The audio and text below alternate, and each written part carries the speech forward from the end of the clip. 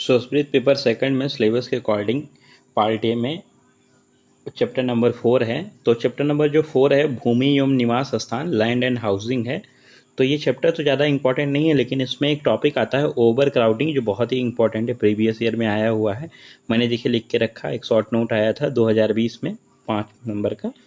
तो ऐसे ही नॉर्मली अगर पूछा जाए ओवर क्राउडिंग क्या होता है, तो हर किसी को पता है एक स्थान पे ज़्यादा लोगों का इकट्ठा हो जाना ही ओवर क्राउडिंग कहलाता है। बट ये है सिर्फ आधी परिभाषा हुई, आधी डिफिनीसन हुई, पूरी नहीं है, ठीक है। तो आप जब लिखेंगे तो पूरी लिखेंगे डिफिनीसन, ठीक है। तो it is a situation in which more people are living within a single room, इतना आप जानते हैं, ठीक है। लेकिन इसमें ऐड करना है 4 चीज़ें आपको।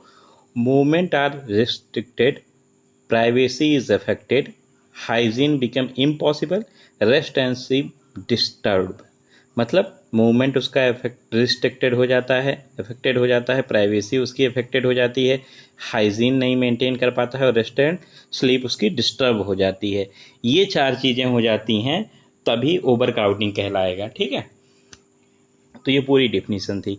अब बात करते हैं स्टैंडर्ड फॉर ओवर क्राउडिंग। तो 3 स्टैंडर्ड होते हैं इसके, पर्सन पर रूम, और एक होता है फ्लोर स्पेस, और एक होता है सेक्स सेपरेशन, ठीक है। तो पहले हम लोग एक एक करके देख लेते हैं। पर्सन पर रूम, तो देखिए पर्सन पर रूम का आपको बताते हैं, एक रूम में 2 पर्सन, ठीक है। अगर ये आपको ध्यान है तो सब कुछ ध्यान है, ठीक है। ये भी नहीं ध्यान है तो भी कोई दिक्कत नहीं, आपको ये ध्यान देना है। 2, 3, 4 एक्सेप्शन है, ठीक है। 2, 3, 4 क्या है, एक्सेप्शन है। बाकी आपसे कोई पूछे एक रूम में तो इंटू 2 करना है।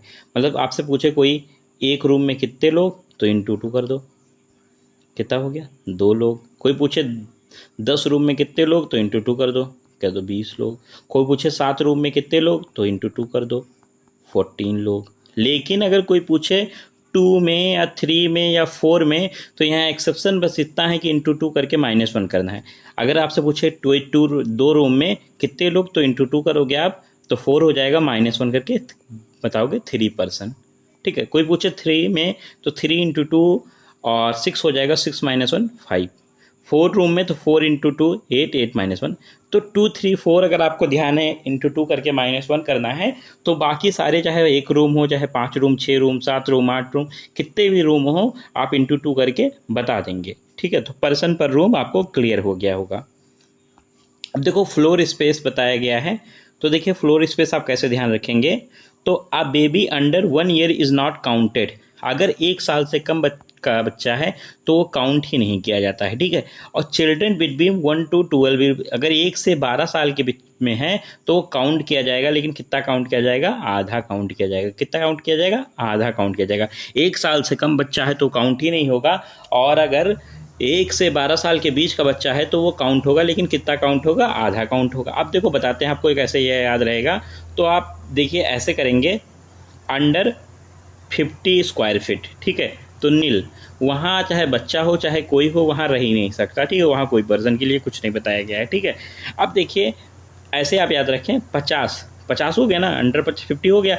अब 50 से शुरू करेंगे, तो 50 + 220 70 हो गया, 70 + 20 90, 90 + 20 110। ये क्लियर हुआ। कैसे आप लिखेंगे इधर, अब देखिए इधर याद रखिए, 20 20 का 2 बार चलेगा और 10 10 का 2 बार चलेगा।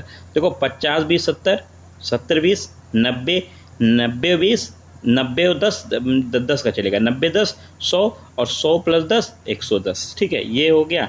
अब इधर कैसे आप लिखेंगे पर्सन, तो मैंने बताया पर अंडर 50 स्क्वायर फीट में नील है, उसके बाद आधा पर्सन। आधा पर्सन मतलब क्या एक्सप्लेन करेंगे। आधा पर्सन मतलब 1 साल से 12 साल के बीच वाले बच्चे आधे माने जाते हैं, ठीक है। तो आधा पर्सन 1 साल से 10 साल के बीच में। अब देखो 70 से 90 के बीच में 1 पर्सन, 90 से 100 के बीच में 1.5%। 1.5% मतलब 1 पर्सन पूरा, और 1 पर्सन 1 से 10-12 साल के बीच का, ठीक है।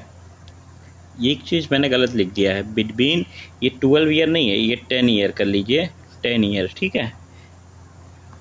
1 to 10 ईयर, ठीक है, 1 to 10 ईयर, ठीक।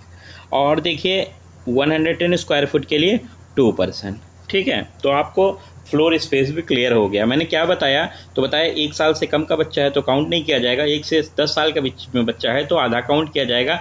फिर अंडर 50 स्क्वायर फुट में नील होगा, फिर उसके बाद 20-20 का 2 बार करेंगे और फिर 2 बार 10-10 का करेंगे। तो पहले इधर का लिख लीजिए 50 20 70 20 90 और 20 110, फिर 20-20 का कर लीजिए तो 20 50 20 70 70 20 90, फिर 10-10 का 90 10 100 और 100 + 10 110। फिर इधर कैसे लिखेंगे, तो एक बार नील लिखेंगे, फिर आधा लिखेंगे, फिर 1 लिखेंगे, फिर 1.5 लिखेंगे, फिर 2 लिखेंगे। ठीक है, क्लियर हो गया होगा आपको। अब बताते हैं आपको कि सेक्स सेपरेशन कैसे बताएंगे। तो overcrowding is considered to exist if 2 person over 9 year of age, not husband and wife, is opposite sexes। मतलब तो वो स्लीप कर रहे हैं एक सेम रूम में, तो ओवरक्राउडिंग मानी जाएगी। मतलब कोई 2 पर्सन ऐसे हो जो 9 साल से ज़्यादा एज में हो और वो हस्बैंड वाइफ ना हो, तो अगर वो एक कमरे में सो रहे हैं तो वो ओवरक्राउडिंग मानी जाएगी। लेकिन अगर वो हस्बैंड वाइफ हैं तो 9 साल से नहीं 90 साल के हों तब भी एक रूम में सोएंगे, तब भी ओवर क्राउडिंग नहीं मानी जाएगी। तो ये आप बहुत ध्यान रखेंगे। 2 पर्सन अगर एक रूम में है 9 साल से ज़्यादा है तो ओवर क्राउडिंग है, जब वो हस्बैंड वाइफ नहीं है तब। ठीक है, तो आपको मैंने ये बता दिया, बहुत ही ईजी तरीके से बताया, बहुत जल्दी जल्दी बताया, तो आपको सारी चीज़ें क्लियर हो गई होंगी। तो इस चैप्टर से लैंड एंड हाउसिंग से यही इंपॉर्टेंट था, और बाकी टाइम बचा तो मैं कभी चैप्टर भी करवा दूंगा, लेकिन अभी इंपॉर्टेंट पोर्शन था वही करवाया मैंने।